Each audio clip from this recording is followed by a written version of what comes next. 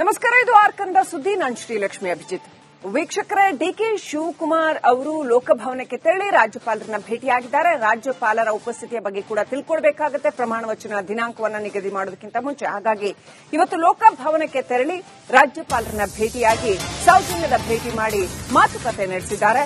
ನೀವು ಇರ್ತೀರಾ, ಏನ್ ಕತೆ, ಯಾವ ರೀತಿ ಮಾಡೋಣ ಅಂತ ಅವ್ರ ಹತ್ರ ಮಾತುಕತೆ ಆಡ್ಕೊಂಡು ಬಂದಿದ್ದಾರೆ ಡಿಕೆ ಶಿವಕುಮಾರ್. ನೋಡಿ, ಇಲ್ಲಿ ಬಹಳ ಸೂಕ್ಷ್ಮಗಳಿರ್ತವೆ. ರಾಜ್ಯಾಡಳಿತ ಮಾಡುವಾಗ ರಾಜ್ಯಪಾಲರ ಸಹಕಾರ ಕೂಡ ಬಹಳ ಮುಖ್ಯ ಆಗತ್ತೆ. ಅವ್ರ ಜೊತೆ ಹಾರ್ದಿಕವಾದಂತಹ ಸಂಬಂಧವನ್ನು ಇಟ್ಕೊಳ್ಳೋದು ಕೂಡ ಬಹಳ ಮುಖ್ಯ ಆಗತ್ತೆ. ಅವ್ರ ಜೊತೆ ವಿಶ್ವಾಸಪೂರ್ವಕ ನಡವಳಿಕೆ ಕೂಡ ಬಹಳ ಮುಖ್ಯ ಆಗತ್ತೆ.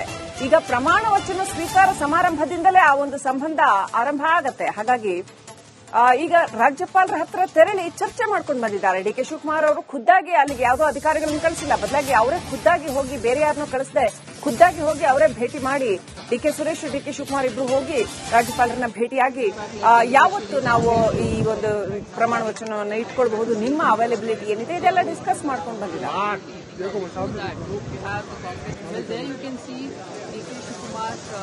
ಅಪ್ಡೇಟ್ ಪಡ್ಕೊಳ್ಳೋಣ. ಪ್ರತಿನಿಧಿ ಬಸವರಾಜ್ ಲೈವ್ ಕನೆಕ್ಟ್ ಆಗಿದ್ದಾರೆ. ಬಸವರಾಜ್, ಮೇಲ್ನೋಟಕ್ಕೆ ಇದೊಂದು ಬಹಳ ಸಹಜವಾದಂತಹ ಒಂದು ಸಣ್ಣ ಸೌಜನ್ಯದ ಭೇಟಿ ಅಂತ ಅನಿಸಿದ್ರೂ ಕೂಡ ಖುದ್ದಾಗಿ ಡಿಕೆ ಶಿವಕುಮಾರ್ ಅವರೇ ಹೋಗಿ ದಿನಾಂಕ ನಿಗದಿ ಮಾಡಲೇಬೇಕಾಗಿತ್ತು ಅನ್ನೋಂಥದ್ದೇನಿಲ್ಲ. ಆದ್ರೆ ಅವ್ರು ಹೋದ್ರು. ನೋಡಿ, ಮುಂದೆ ರಾಜ್ಯಾಡಳಿತದ ಸಂದರ್ಭದಲ್ಲೂ ಕೂಡ ರಾಜ್ಯಪಾಲರ ಜೊತೆ ಇವರ ಒಂದು ಸಂಬಂಧ ಹೇಗಿರುತ್ತೆ ಅನ್ನೋದು ಕೂಡ ಬಹಳ ಮುಖ್ಯ ಆಗತ್ತೆ. ಹಾಗಾಗಿ ಅದು ಪ್ರಮಾಣ ವಚನದಿಂದನೇ ಆರಂಭ ಆಗತ್ತೆ. ಈ ಸೌಜನ್ಯದ ಭೇಟಿ ಕೂಡ ಬಹಳ ಮುಖ್ಯ ಆಗತ್ತಾ? ಪ್ರಮಾಣ ವಚನ ಯಾವತ್ತಾಗಬಹುದು, ಡೇಟ್ ಯಾವಾಗ ಫಿಕ್ಸ್ ಆಗಬಹುದು, ಸಂಜೆ ಸಿಎಲ್ಪಿ ಮೀಟಿಂಗ್ ಏನಾಗಬಹುದು, ಏನೆಲ್ಲ ಅಪ್ಡೇಟ್ ಇದೆ ಬೆಳವಣಿಗೆಗಳು, ರಾಜಕೀಯ ಬೆಳವಣಿಗೆಗಳ ಕುರಿತಾಗಿ? ಶ್ರೀಲಕ್ಷ್ಮಿ, ಬಹಳ ಪ್ರಮುಖ ಇದೊಂದು ರೀತಿಯಲ್ಲಿ ಸೌಜನ್ಯದ ಭೇಟಿ ಅಂತ ನಾವೆಲ್ಲರೂ ಕೂಡ ಚರ್ಚೆ ಮಾಡ್ತಾ ಇದ್ರು ಕೂಡ ಇದು ಒಂದು ರೀತಿಯಲ್ಲಿ ಸರ್ಕಾರ ರಚಿಸತಕ್ಕಂತಹ ಅದಕ್ಕೆ ಅಹವಾಲನ್ನು ಕೊಡ್ತಕ್ಕಂತಹ ಒಂದು ಭೇಟಿ ಅಂದ್ರೆ ತಪ್ಪಾಗ್ಲಿಕ್ಕಿಲ್ಲ. ಯಾಕಂದ್ರೆ ಸಂಜೆ 4 ಗಂಟೆಗೆ ಸಿಎಲ್ಪಿ ಸಭೆಯನ್ನ ನಡೆಸ್ತಕ್ಕಂಥದ್ದು. ಸಂಜೆ 4ರ ಬಳಿಕ ಶಾಸಕರ ಜೊತೆಗೆ ಡಿಕೆ ಶಿವಕುಮಾರ್ ಅವರು ಈ ಒಂದು ರಾಜಭವನಕ್ಕೆ ಭೇಟಿ ನೀಡಿ ಅಲ್ಲಿ ಹಕ್ಕು ಮಂಡನೆಯನ್ನ ಮಾಡಬೇಕಾಗಿತ್ತು. ಆದ್ರೆ ರಾಜ್ಯಪಾಲರು ಮಧ್ಯಾಹ್ನದ ಹೊತ್ತಿಗೆ ಮಂಗಳೂರು ಪ್ರವಾಸಕ್ಕೆ ತೆರಳುತ್ತಾ ಇದ್ದಾರೆ ಅಂತ ಮಾಹಿತಿಗಳಿರುತ್ತೆ ಕಾರಣಕ್ಕಾಗಿ ಬೆಳಿಗ್ಗೆ ಬಂದು ಅವ್ರನ್ನ ಭೇಟಿ ಮಾಡ್ತಕ್ಕಂಥ ಕೆಲಸವನ್ನು ಡಿಕೆ ಶಿವಕುಮಾರ್ ಅವರು ಮಾಡ್ತಾ ಇದ್ದಾರೆ. ಯಾಕಂದ್ರೆ ಕ್ಲಾಶ್ ಆಗಬಾರದು ಅನ್ನುವಂತ ನಿಟ್ಟಿನಲ್ಲಿ ಈ ಹಿಂದೆ ಸಿದ್ದರಾಮಯ್ಯ ಅವರು ರಾಜೀನಾಮೆಯನ್ನು ಕೊಡಬೇಕು ಅನ್ನುವಂತ ನಿಟ್ಟಿನಲ್ಲಿ ಲೋಕಭವನಕ್ಕೆ ಆಗಿಸಬೇಕು ಅನ್ನುವಂತ ಸಂದರ್ಭದಲ್ಲಿ ರಾಜ್ಯಪಾಲರೇ ಇರಲಿಲ್ಲ. ಆಗ ಅವರ ಕಾರ್ಯದರ್ಶಿಗಳ ಕೈಯಲ್ಲಿ ಈ ಒಂದು ರಾಜೀನಾಮೆಯನ್ನು ಕೊಟ್ಟು ಹೋಗಬೇಕಾದಂತ ಪರಿಸ್ಥಿತಿ ಉಂಟು ಮತ್ತು ಇದು ಸಾಕಷ್ಟು ಚರ್ಚೆಗೆ ಕೂಡ ಗ್ರಾಸವಾಗಿತ್ತು. ಹಾಗಾಗಿ ಇಂತಹ ಚರ್ಚೆಗೆ ಅವಕಾಶವನ್ನು ಮಾಡಿಕೊಡಬಾರದು ಅನ್ನುವಂತ ನಿಟ್ಟಿನಲ್ಲಿ ಡಿಕೆ ಶಿವಕುಮಾರ್ ಸ್ವತಃ ರಾಜ್ಯಪಾಲರನ್ನ ಭೇಟಿ ಮಾಡಿರ್ತಕ್ಕಂಥದ್ದು ಮತ್ತು ಅವರ ಲಭ್ಯತೆಯ ಬಗ್ಗೆ ಒಂದಷ್ಟು ಮಾಹಿತಿಯನ್ನು ತೆಗೆದುಕೊಳ್ಳುವಂತ ಕೆಲಸವನ್ನು ಮಾಡ್ತಾ ಇದ್ದಾರೆ. ಅವರು ಈಗಾಗಲೇ ಒಂದಷ್ಟು ಡೇಟ್ಗಳನ್ನು ಕೂಡ ಹಿಡ್ಕೊಂಡು ಬಂದಿರತಕ್ಕಂಥದ್ದು. 1, 3, 5 ಈ 3 ದಿನಾಂಕಗಳಲ್ಲಿ ಯಾವಾಗ ನಿಮ್ಮ ಲಭ್ಯತೆ ಇರುತ್ತೆ ಅನ್ನುವಂಥದ್ದನ್ನ ಮನವಿ ಮಾಡ್ಕೊಳ್ತಾ ಇರತಕ್ಕಂಥದ್ದು. ಡಿಕೆ ಶಿವಕುಮಾರ್ ಅವರಿಗೆ ರಾಜ್ಯಪಾಲರು ಯಾವ ದಿನಾಂಕವನ್ನ ಸಮಯವನ್ನ ನಿಗದಿಪಡಿಸ್ತಾರೆ ಆ ಸಮಯಕ್ಕೆ ರಾಜ್ಯಪಾಲ ಡಿಕೆ ಶಿವಕುಮಾರ್ ಅವರು ಪ್ರಮಾಣ ವಚನ ಕಾರ್ಯಕ್ರಮದ ಒಂದಷ್ಟು ಸಿದ್ಧತೆಯನ್ನು ಮಾಡ್ತಕ್ಕಂಥದ್ದು ಮತ್ತು ಇವತ್ತಿನ ಸಿಎಲ್ಪಿ ಸಭೆಗೂ ಕೂಡ ಅದನ್ನ ಮಾಹಿತಿಯನ್ನ ನೀಡಬೇಕಾಗುತ್ತೆ. ಇಂತಹ ದಿನ ನಮಗೆ ರಾಜ್ಯಪಾಲರು ಅವೈಲೇಬಲ್ ಇರ್ತಾರೆ, ಆ ಸಂದರ್ಭದಲ್ಲಿ ನಾವು ಪ್ರಮಾಣ ವಚನವನ್ನು ಸ್ವೀಕಾರ ಮಾಡ್ತೇವೆ ಅನ್ನುವಂತ ಒಂದು ಸಿಎಲ್ಪಿ ಸಭೆಗೆ ಒಂದಷ್ಟು ಮಾಹಿತಿ ಕೊಡಬೇಕಾಗುತ್ತೆ. ಆ ನಿಟ್ಟಿನಲ್ಲಿ ಬೆಳಿಗ್ಗೆ ಬಂದು ಈಗ ಒಂದು ಮಾಹಿತಿಯನ್ನು ತೆಗೆದುಕೊಂಡು ಹೋಗುವಂತ ಕೆಲಸವನ್ನು ಡಿಕೆ ಶಿವಕುಮಾರ್ ಮಾಡ್ತಾ ಇದ್ದಾರೆ. ಶ್ರೀಲಕ್ಷ್ಮಿ, ಥ್ಯಾಂಕ್ ಯು ಬಸವರಾಜ್ ಡೀಟೇಲ್ಸ್ಗಾಗಿ. ನಮಸ್ಕಾರ, ಇದು ಆರ್ಕಂದ ಸುದ್ದಿ. ನಾನು ಶ್ರೀಲಕ್ಷ್ಮಿ ಅಭಿಜಿತ್. ವೀಕ್ಷಕರೇ, ಡಿಕೆ ಶಿವಕುಮಾರ್ ಅವರು ಲೋಕಭವನಕ್ಕೆ ತೆರಳಿ ರಾಜ್ಯಪಾಲರನ್ನ ಭೇಟಿಯಾಗಿದ್ದಾರೆ. ರಾಜ್ಯಪಾಲರ ಉಪಸ್ಥಿತಿಯ ಬಗ್ಗೆ ಕೂಡ ತಿಳ್ಕೊಳ್ಬೇಕಾಗುತ್ತೆ. ಪ್ರಮಾಣ ವಚನ ದಿನಾಂಕವನ್ನು ನಿಗದಿ ಮಾಡೋದಕ್ಕಿಂತ ಮುಂಚೆ. ಹಾಗಾಗಿ ಇವತ್ತು ಲೋಕಭವನಕ್ಕೆ ತೆರಳಿ ರಾಜ್ಯಪಾಲರನ್ನ ಭೇಟಿಯಾಗಿ ಸೌಜನ್ಯದ ಭೇಟಿ ಮಾಡಿ ಮಾತುಕತೆ ನಡೆಸಿದ್ದಾರೆ. ನೀವು ಇರ್ತೀರಾ, ಏನ್ ಕತೆ, ಯಾವ ರೀತಿ ಮಾಡೋಣ ಅಂತ ಅವ್ರ ಹತ್ರ ಮಾತುಕತೆ ಆಡ್ಕೊಂಡು ಬಂದಿದ್ದಾರೆ ಡಿಕೆ ಶಿವಕುಮಾರ್. ನೋಡಿ, ಇಲ್ಲಿ ಬಹಳ ಸೂಕ್ಷ್ಮಗಳಿರ್ತವೆ. ರಾಜ್ಯಾಡಳಿತ ಮಾಡುವಾಗ ರಾಜ್ಯಪಾಲರ ಸಹಕಾರ ಕೂಡ ಬಹಳ ಮುಖ್ಯ ಆಗತ್ತೆ. ಅವ್ರ ಜೊತೆ ಹಾರ್ದಿಕವಾದಂತಹ ಸಂಬಂಧವನ್ನು ಇಟ್ಕೊಳ್ಳೋದು ಕೂಡ ಬಹಳ ಮುಖ್ಯ ಆಗತ್ತೆ. ಅವ್ರ ಜೊತೆ ವಿಶ್ವಾಸಪೂರ್ವಕ ನಡವಳಿಕೆ ಕೂಡ ಬಹಳ ಮುಖ್ಯ ಆಗತ್ತೆ. ಈಗ ಪ್ರಮಾಣ ವಚನ ಸ್ವೀಕಾರ ಸಮಾರಂಭದಿಂದಲೇ ಆ ಒಂದು ಸಂಬಂಧ ಆರಂಭ ಆಗತ್ತೆ. ಹಾಗಾಗಿ ಈಗ ರಾಜ್ಯಪಾಲರ ಹತ್ರ ತೆರಳಿ ಚರ್ಚೆ ಮಾಡ್ಕೊಂಡು ಬಂದಿದ್ದಾರೆ ಡಿಕೆ ಶಿವಕುಮಾರ್ ಅವರು. ಖುದ್ದಾಗಿ ಅಲ್ಲಿಗೆ ಯಾವುದೋ ಅಧಿಕಾರಿಗಳನ್ನು ಕಳಿಸಿಲ್ಲ, ಬದಲಾಗಿ ಅವರೇ ಖುದ್ದಾಗಿ ಹೋಗಿ, ಬೇರೆ ಯಾರನ್ನೂ ಕಳಿಸದೆ ಖುದ್ದಾಗಿ ಹೋಗಿ ಅವರೇ ಭೇಟಿ ಮಾಡಿ, ಡಿಕೆ ಸುರೇಶ್, ಡಿಕೆ ಶಿವಕುಮಾರ್ ಇಬ್ರು ಹೋಗಿ ರಾಜ್ಯಪಾಲರನ್ನ ಭೇಟಿಯಾಗಿ ಯಾವತ್ತು ನಾವು ಈ ಒಂದು ಪ್ರಮಾಣ ವಚನವನ್ನು ಇಟ್ಕೊಳ್ಬಹುದು, ನಿಮ್ಮ ಅವೈಲಬಿಲಿಟಿ ಏನಿದೆ, ಇದೆಲ್ಲ ಡಿಸ್ಕಸ್ ಮಾಡ್ಕೊಂಡು ಬಂದಿದ್ದಾರೆ.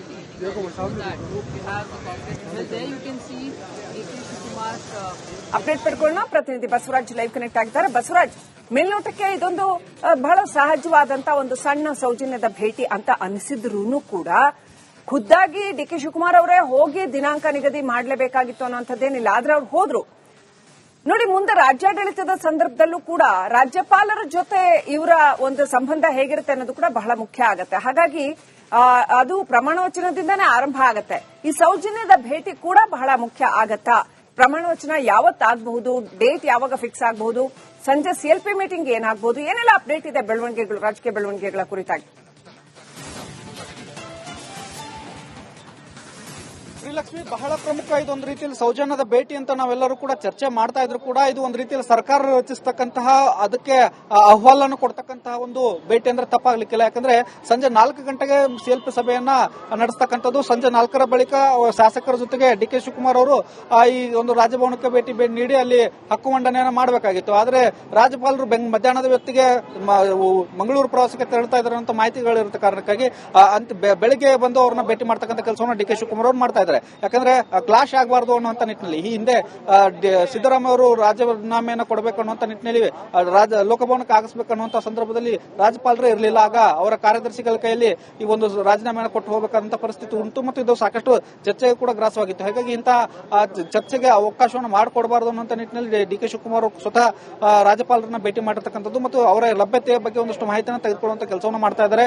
ಅವರಿಗೆ ಈಗಾಗಲೇ ಒಂದಷ್ಟು ಡೇಟ್ಗಳನ್ನು ಕೂಡ ಹಿಡ್ಕೊಂಡು ಬಂದಿರತಕ್ಕಂಥದ್ದು 1, 3, 5 ಈ 3 ದಿನಾಂಕಗಳಲ್ಲಿ ಯಾವಾಗ ನಿಮ್ಮ ಲಭ್ಯತೆ ಇರುತ್ತೆ ಅನ್ನುವಂಥದ್ದನ್ನ ಮನವಿ ಮಾಡ್ಕೊಳ್ತಾ ಇರತಕ್ಕಂಥದ್ದು. ಡಿ.ಕೆ. ಶಿವಕುಮಾರ್ ಅವರಿಗೆ ರಾಜ್ಯಪಾಲರು ಯಾವ ದಿನಾಂಕವನ್ನ ಸಮಯವನ್ನ ನಿಗದಿಪಡಿಸ್ತಾರೆ ಆ ಸಮಯಕ್ಕೆ ರಾಜ್ಯಪಾಲ ಡಿ.ಕೆ. ಶಿವಕುಮಾರ್ ಅವರು ಪ್ರಮಾಣ ವಚನ ಕಾರ್ಯಕ್ರಮದ ಒಂದಷ್ಟು ಸಿದ್ಧತೆಯನ್ನು ಮಾಡ್ತಕ್ಕಂಥದ್ದು ಮತ್ತು ಇವತ್ತಿನ ಸಿಎಲ್ಪಿ ಸಭೆಗೂ ಕೂಡ ಅದನ್ನ ಮಾಹಿತಿಯನ್ನು ನೀಡಬೇಕಾಗುತ್ತೆ. ಇಂತಹ ದಿನ ನಮಗೆ ರಾಜ್ಯಪಾಲರ ಅವೈಲೇಬಲ್ ಇರ್ತಾರೆ, ಆ ಸಂದರ್ಭದಲ್ಲಿ ನಾವು ಪ್ರಮಾಣ ವಚನವನ್ನು ಸ್ವೀಕಾರ ಮಾಡ್ತೇವೆ ಅನ್ನುವಂತ ಒಂದು ಸಿಎಲ್ಪಿ ಸಭೆಗೆ ಒಂದಷ್ಟು ಮಾಹಿತಿ ಕೊಡಬೇಕಾಗುತ್ತೆ. ಆ ನಿಟ್ಟಿನಲ್ಲಿ ಬೆಳಿಗ್ಗೆ ಬಂದು ಈಗ ಒಂದು ಮಾಹಿತಿಯನ್ನು ತೆಗೆದುಕೊಂಡು ಹೋಗುವಂತ ಕೆಲಸವನ್ನು ಡಿ.ಕೆ. ಶಿವಕುಮಾರ್ ಮಾಡ್ತಾ ಇದ್ದಾರೆ. Srilakshmi, thank you Basavaraj ಡೀಟೇಲ್ಸ್ಗಾಗಿ.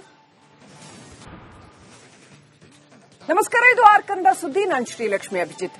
ವೀಕ್ಷಕರೇ, ಡಿಕೆ ಶಿವಕುಮಾರ್ ಅವರು ಲೋಕಭವನಕ್ಕೆ ತೆರಳಿ ರಾಜ್ಯಪಾಲರನ್ನ ಭೇಟಿಯಾಗಿದ್ದಾರೆ. ರಾಜ್ಯಪಾಲರ ಉಪಸ್ಥಿತಿಯ ಬಗ್ಗೆ ಕೂಡ ತಿಳ್ಕೊಳ್ಬೇಕಾಗುತ್ತೆ, ಪ್ರಮಾಣ ವಚನ ದಿನಾಂಕವನ್ನು ನಿಗದಿ ಮಾಡೋದಕ್ಕಿಂತ ಮುಂಚೆ. ಹಾಗಾಗಿ ಇವತ್ತು ಲೋಕಭವನಕ್ಕೆ ತೆರಳಿ ರಾಜ್ಯಪಾಲರನ್ನ ಭೇಟಿಯಾಗಿ ಸೌಜನ್ಯದ ಭೇಟಿ ಮಾಡಿ ಮಾತುಕತೆ ನಡೆಸಿದ್ದಾರೆ.